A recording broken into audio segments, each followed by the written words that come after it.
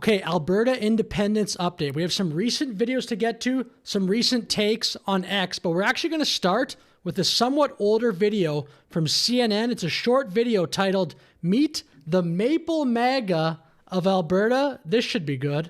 Oh Lord, won't you bring me independence? Ottawa is killing me.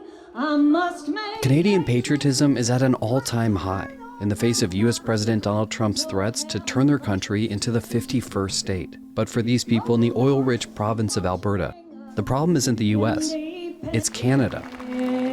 This is the only political event I've ever been to in my entire life because I believe in it so passionately. Abusive, it's an abusive girlfriend. Relationship, yeah. It's not that we want to leave Canada behind, but at the end of the day, how come it's okay to leave Alberta behind? Canada is and look, these sound very similar to the takes you still hear in the last week, even the last few days in Alberta. We'll get to some of those. I mean, this sentiment has been building in Alberta for quite some time, decades. Destruction of our culture, the destruction of our economy. This is Jeff Rath, a Calgary-based lawyer and one of the most vocal proponents of secession in Alberta. Hop in, we'll go to the top of the hill. The Canada we all grew up in doesn't exist anymore as far as most of us are concerned. We have far more in common with people in Montana than we do in Ottawa and Montreal.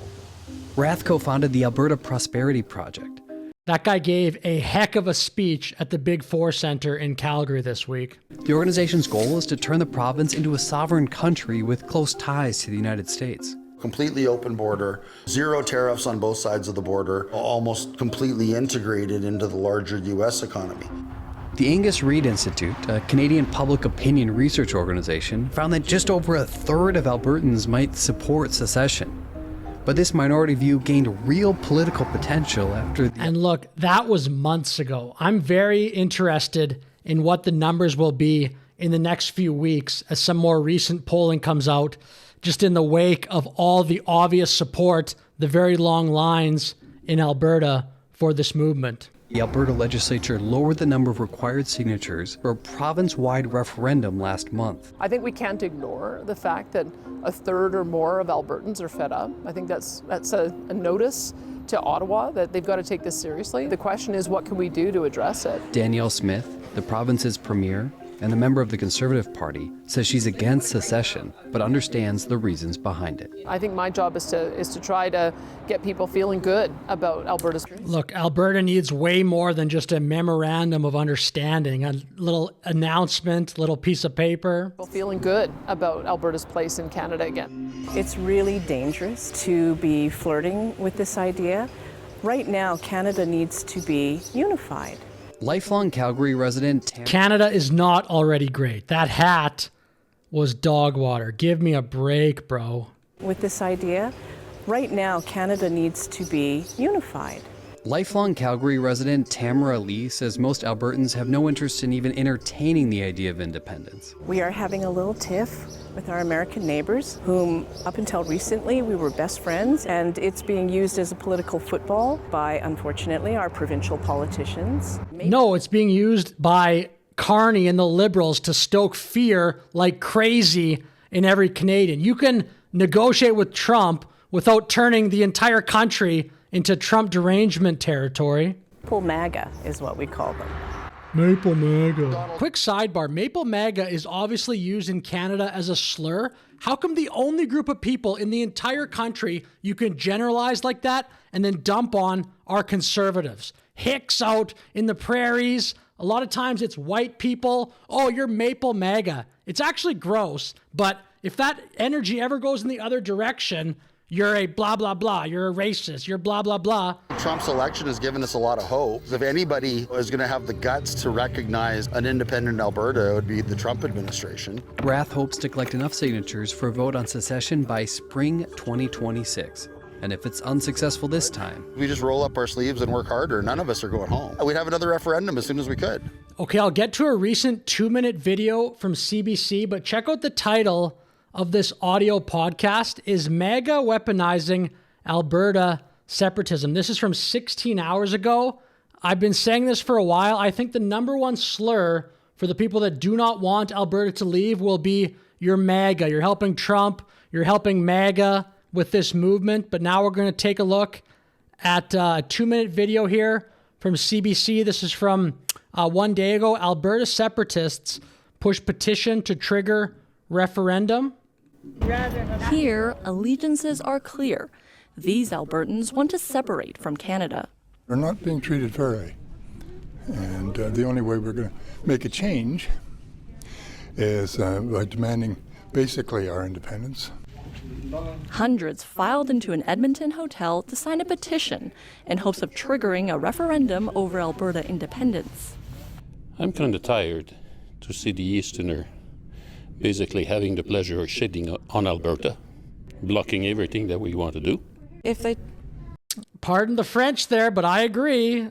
That's just the way it is. It's very unfair, the deal right now in Canada. I'm also pretty surprised that CBC left that in the clip. Shitting on Alberta. That's from CBC News, The National. Pleasure of shitting on Alberta.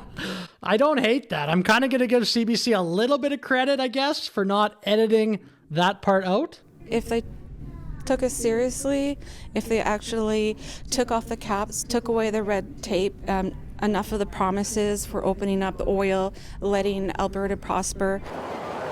Over the last few weeks, thousands have flocked to similar events across the province. Organizers need to collect close to 178,000 signatures. You know, I'm confident we're going to get it done. Like, we're well on our way to the 1 million signature goal that we set for this campaign. But polls show only between 20 to 30% of Albertans are in favor of separating. The vast majority of Albertans want to stay in Canada.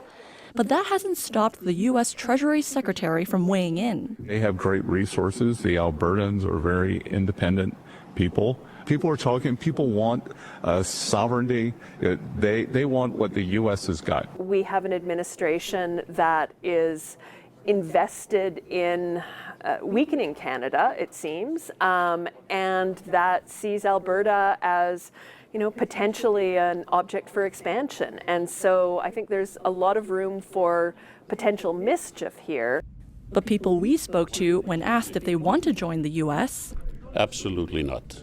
I feel that Alberta have everything to be a country. We don't need to join the States.